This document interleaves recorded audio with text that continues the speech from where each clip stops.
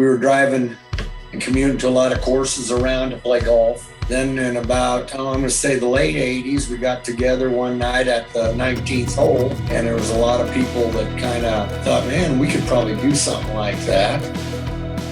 We had a couple pretty well-to-do people, and one of them donated, I think it was about 50 acres of farm ground. He did that, and the other guy started getting on the phone, and they probably raised, gosh, I'm going to say maybe 100 grand that first week.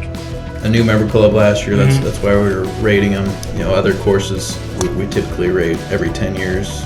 They're actually celebrating their 30th anniversary this year, so they're built in 1991.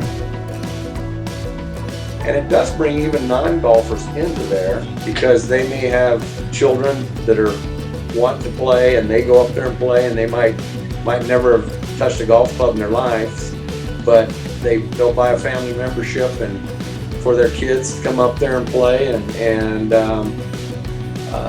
I think it's really brought the community together.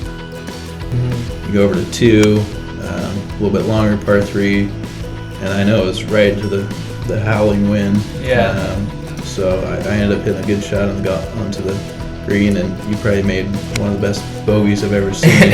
Yeah, barely. The first shot was not great. A little hosel-ish. It was a hosel ride. I guess you could say.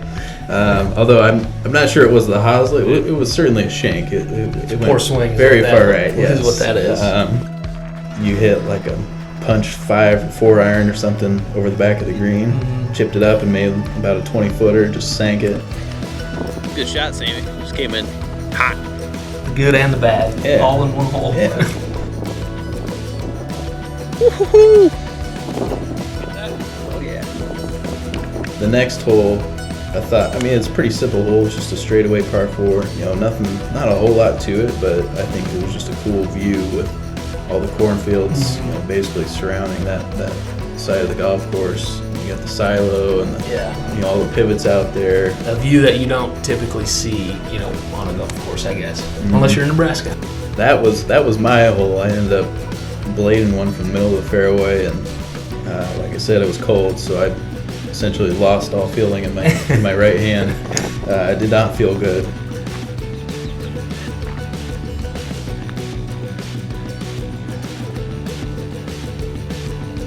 How many golf carts are parked in their own driveway down there? Probably 15 to 20, I would say. And they pay an annual card fee of like $50 so they can drive it over and get on. Well, and that's another thing. They passed city ordinance. If you get a permit, you can go up to the grocery store and get groceries on your golf cart.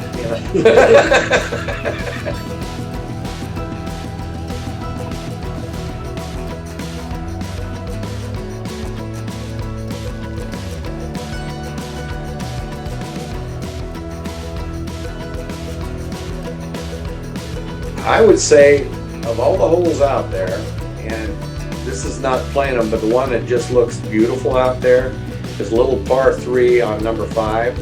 It's got these off trees on both sides, and you just see a hole at the end of your green down there, and there's a pretty nice house in the back there.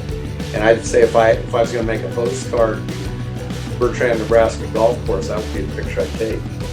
So my signature hole is kind of 9. It's a short par 4. Risk reward, you got trees and kind of over the tee box on your flight to the green. A big, deep sand trap that kind of guards the green. Many ways to play the hole. I think there has been one hole in one I know of for sure. Quite a few eagles made. So very well kept as far as everything's very green there. The rough was lush and it was thick. So I would say the maintenance of the golf course is very well. It helps our reputation as far as coffee shop talk or bar talk. They'll sit there and they'll say, man, you got to go to Bertrand.